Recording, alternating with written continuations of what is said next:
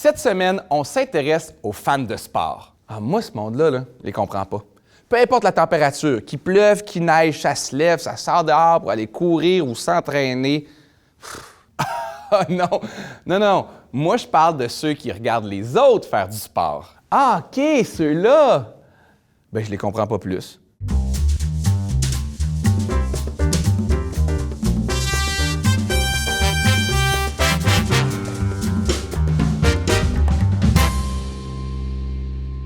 Qu'est-ce qui fait que lorsqu'on regarde une partie de hockey ou un combat de boxe, on ressent le besoin de prendre pour une équipe ou un des deux boxeurs et qu'on ne puisse pas regarder uniquement pour la beauté du sport? Bonne question. C'est parce qu'on veut devenir nous-mêmes acteurs. On veut faire fonctionner à plein l'émotion en passant du « il » au « nous ». Tu m'as perdu à émotion, mais ça, c'est une autre histoire. Continue. Ce qui fait la différence entre un spectateur et un supporter, c'est que le spectateur veut voir un match, tandis que le supporter veut le vivre. Hein? Pourquoi? Excellente question. Pourquoi? Ça peut être tout simplement pour le plaisir, mais ça peut aussi être pour plusieurs autres raisons. Par exemple, pour créer un lien social. Le sport professionnel offre une illusion de communauté. Ça crée un sentiment d'appartenance et ça donne aux partisans l'impression de faire partie d'un groupe, de se sentir moins seul. Est-ce que tu te sens seul parfois? Souvent, mais je vis très bien avec ça. Ça peut aussi servir à se construire une identité. Être fan de telle ou telle équipe, c'est être quelque chose. Les recherches ont même démontré que les performances d'une équipe sportive pouvaient jouer sur l'estime personnelle de ses fans. Si leur équipe gagne, les fans s'imaginent être eux aussi en mesure de réaliser de grandes choses dans la vie. Et là, va pas falloir en demander trop aux fans du Canadien parce qu'ils ne doivent même pas être convaincus de pouvoir attacher leurs lacets en ce moment. Le sport, plus particulièrement le sport professionnel, serait aussi le dernier lieu où on pourrait exprimer certaines émotions qui sont à toute fin pratique interdites dans la société. Par exemple, la colère, l'agressivité ou même la violence. C'est assez mal vu en société de crier, par exemple, « Ah ouais, achève-le, assomme-le », alors qu'autour d'un ring de boxe, c'est accepté. J'ai essayé une fois à la garderie avec deux enfants qui se chamaillaient. Ça a été très mal reçu.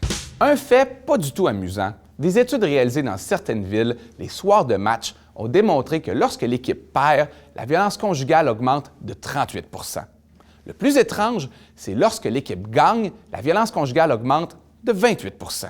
Revenons à la dimension de l'identification. Si enfant, on s'identifie souvent à des super-héros, adulte, on aura tendance à continuer à le faire, mais avec un athlète ou une équipe. On se projette dans une équipe pour compenser nos propres limites. C'est sûr qu'un pyjama de Spider-Man, il y a un âge où ça devient un peu moins approprié.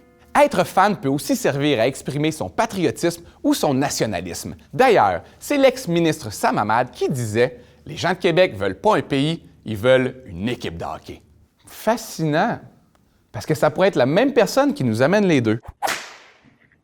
Mais le patriotisme peut aussi devenir du chauvinisme, c'est-à-dire répondre à un besoin de se sentir meilleur que les autres. Ma ville est meilleure, mon université est meilleure ou mon pays est meilleur. Et ça, les équipes l'ont très bien compris. L'équipe marketing du Canadien a construit des partenariats avec d'autres institutions, par exemple avec la Ville de Montréal et le slogan « La ville est hockey ». Un slogan de même, ça peut arriver à te faire oublier les nids de poules pendant un bon 2 heures. Avec ses rites et ses symboles, le sport peut même, chez certaines personnes, remplacer la religion. Parce qu'on a tous besoin de croire en quelque chose. Puis croire au retour de la Coupe Stanley à Montréal, ça peut ressembler à croire au retour de Jésus. D'ailleurs, des experts se sont même déjà sérieusement demandé si le Canadien n'était pas une religion, pour finalement en venir à la conclusion que non. Parce que pour réellement correspondre à une religion, il manque aux Canadiens une dimension surnaturelle, un Dieu. Ou en d'autres mots, un marqueur de 50 buts. Fait amusant, si les revenus annuels du Vatican sont estimés à près de 500 millions, les revenus des Cowboys de Dallas atteignent 1 milliard. Fait que si ton but, c'est vraiment de faire de l'argent, t'es mieux de t'acheter une équipe sportive que partir une religion. Terminons sur une note positive. On a demandé aux joueurs de la Ligue nationale de hockey quelle équipe avait les meilleurs fans. 35 % des joueurs ont répondu « Les Canadiens de Montréal ». Bravo! Ouais, mais ça veut peut-être aussi dire que c'est au Québec qu'on retrouve le plus de gens seuls, qui manquent de confiance en eux et qui voudraient secrètement se déguiser en Spider-Man, mais se trouvent trop vieux pour le faire. Wow! T'es donc bien rendu négatif! Qu'est-ce qui se passe? C'est ça qui arrive quand ton équipe perd tout le temps.